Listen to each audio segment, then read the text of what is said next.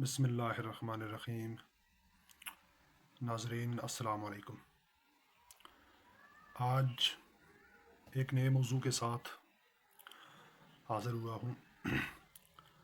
آج شعری اصطلاحات پر بات ہوگی۔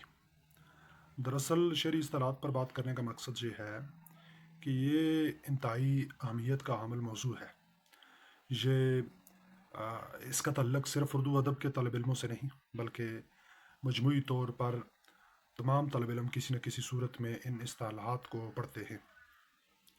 ان اصطلاحات کو تمام جو طالب علم ہیں وہ امتحانات میں پڑھتے ہیں، بالخصوص سال اول اور دوم کے جو طالب علم ہیں وہ تو خاص طور پر ان اصطلاحات کو پڑھتے ہیں۔ شعری اصطلاحات میں سب سے پہلے بات جو ہوتی ہے وہ ہم شروع کریں گے اپنی بات مطلع سے۔ مطلع اس کے اگر لغت میں معنی دیکھیں تو طلوع ہونے کی جگہ ہے۔ اب جس طرح جہاں اب طلوع ہونے کی جگہ یعنی جہاں سے اب سورج طلوع ہوتا ہے تو اس کو طلوع ہونے کی جگہ، لیکن شعری اصطلاحات میں جو اس کے معنی مختلف ہیں۔ اب وہ اس لیے کہ ہر لفظ جو کسی مخصوص علم کے حوالے سے مخصوص معنی دے اصطلاح کہلاتا ہے۔ تو جو مطلع ہے وہ جب شعری اصطلاح میں آتا ہے تو اس سے مراد یہ ہوتی ہے اصطلاح میں کسی بھی غزل یا قصیدے کا پہلا شعر جس کے دونوں مصرے باہم قافیہ یا ردیف یا صرف قافیہ رکھتے ہوں۔ یعنی غزل یا قصیدے کا پہلا شعر اس کے دونوں مصروں میں قافیہ اور ردیف موجود ہوں۔ قافیہ اور ردیف موجود ہوں۔ بعض اوقات قافیہ موجود ہوتا ہے، ردیف موجود نہیں ہوتا۔ اس لیے ہم یہ کہہ سکتے ہیں کہ جو ردیف ہے اس کا مطلع کے لیے ضروری نہیں ہے ہونا، بہرحال قافیے کا دونوں مصروں میں ہونا ضروری ہے۔ اب شعری مثالیں جب ہم دیکھیں گے تو اس سے یہ باتیں بالکل زیادہ واضح ہو جائیں گی۔ مثلا یہ مرزا اسد اللہ غالب کی غزل کا شعر ہے: یہ نہ تھی ہماری قسمت کے وصال یار ہوتا، یہ نہ تھی ہماری قسمت کے وصال یار ہوتا، اگر اور جیتے رہتے یہی انتظار ہوتا۔ اب اس شعر میں یار اور انتظار جو ہے وہ قوافی ہیں، ہوتا جو ہے وہ ردیف۔ تو گویا یہ غزل کا پہلا شعر ہے اور پہلی شرط یہ ہے یہ پہلا شعر ہے، اور پھر اس کے دونوں مصروں میں پہلے مصرع اولا میں بھی قافیہ موجود ہے اور مصرع ثانی میں، مصرع اولا میں یار اور مصرع ثانی میں انتظار قافیہ ہے، ہوتا ردیف ہے۔ تو گویا یہ جو ہے یعنی اس شعر کی مثال ہے کہ قافیہ اور ردیف یعنی دونوں مصروں میں موجود ہو۔ اب ذرا اگلی مثال ہم دیکھتے ہیں جو کہ بغیر اس کے ہے، کس کے؟ بغیر ردیف کے ہے جی۔ علامہ اقبال کی مشہور زمانہ غزل: جب عشق سکھاتا ہے آداب خود آگاہی، کھلتے ہیں غلاموں پر اسرار شہنشاہی۔ اب اس غزل پہ جب ہم غور کریں گے اس مطلع پہ تو خود آگاہی، شہنشاہی یہ قوافی ہیں، ردیف اس غزل میں موجود نہیں ہے۔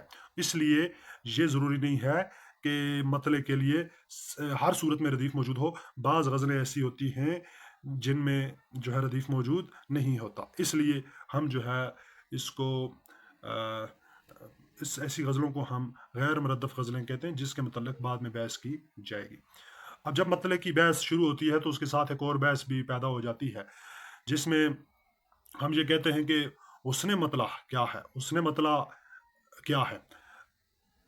حسن مطلع کے بعد آنے والا شعر جس کے دونوں مصروں میں قافیہ اور ردیف موجود ہوں۔ ردیف ضروری نہیں ہے، جیسا کہ قبل ازیں تذکرہ ہوا، حسن مطلع کہلاتا ہے۔ مثلا یہ داغ دلوی کے ہم نے کچھ اشعار اٹھائے کہ غضب کیا تیرے وعدے پہ اعتبار کیا، تمام رات قیامت کا انتظار کیا۔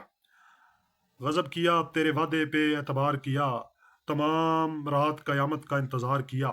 یہ جو ہے مطلع ہے۔ اب یہی صورت یعنی تیسرے اور چوتھے مصرے میں بھی اگر آ جائے: کسی طرح جو نہ اس بت نے اعتبار کیا، کسی طرح جو نہ اس بت نے اعتبار کیا، میری وفا نے مجھے خوب شرمسار کیا۔ تو اب یہ دوسرا شعر بھی بالکل اسی طرح قافیہ اور ردیف کا حامل ہے جس طرح پہلا ہے، تو اس صورت کو مطلع ثانی کہتے ہیں یا حسن مطلع کہتے ہیں۔ اگر یہ تیسرے میں ہو تو مطلع ثالث جو ہے کہلاتا ہے۔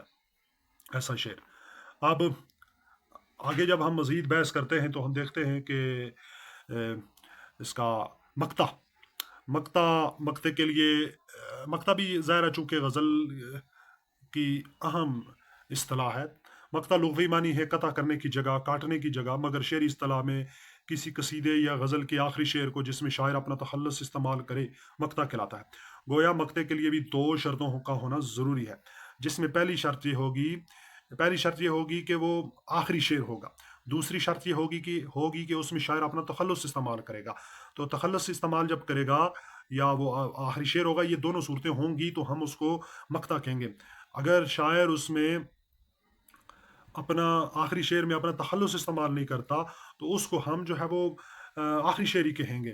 تو بعض دفعہ ایسا بھی ہوتا ہے شعراء جو ہے وہ آ، غزل کے کہیں درمیان میں اپنا جو ہے وہ آ، تخلص استعمال کر دیتے ہیں. تو ایسی صورت میں اس شعر کو ہم ضروری نہیں ہے کہ مقطع کہیں. مقطع کی ہم ذرا شعری مثالیں دیکھیں گے جس میں خاص طور پہ ہم نے داغی کے اشعار اٹھائے ہیں. تو داغ کے اشعار اٹھائے ہیں. داغ کی شکل دیکھ کر بولے داغ کی شکل دیکھ کر بولے ایسی صورت کو پیار کون کرے. داغ کی شکل دیکھ کر بولے ایسی صورت کو پیار کون کرے. داغ تم کو کیوں بے وفا کہتا داغ تم کو کیوں بے وفا کہتا وہ شکایت کا آدمی ہی نہیں وہ شکایت کا آدمی ہی نہیں. تو کل ملا کر آج ہم نے جو بات کی ہے وہ مطلع حسن مطلع اور مکتب پہ بات کی ہے. مطلع لفظی مطلب ہے طلوع ہونے کی جگہ. غزل کی اصطلاح میں کسی بھی غزل کا پہلا شعر جس کے دونوں مصروں میں قافیہ یا ردیف موجود ہوں، لیکن ردیف کی شرط ضروری نہیں ہے. یہ نہ تھی ہماری قسمت کہ وصال یار ہوتا، اگر اور جیتے رہتے یہی انتظار ہوتا. حسن مطلع یعنی اگر مطلع کی صورت دوسرے شعر میں بھی پائی جائے بے نہیں تو اس کو حسن مطلع کہتے ہیں. مقطع لغوی معنی کاٹنے کی جگہ کسی بھی غزل کا آخری شعر جس میں شاعر اپنا تخلص بھی استعمال کرے اور وہ آخری شعر بھی ہو تو اس کو ہم مقطع کہتے ہیں. بہت شکریہ. یقیناً اس میں کوشش کی ہے. آ، اگر آپ کو کوئی سمجھ بات نہ آئے تو آپ ضرور کمنٹ باکس میں ہم سے پوچھ سکتے ہیں.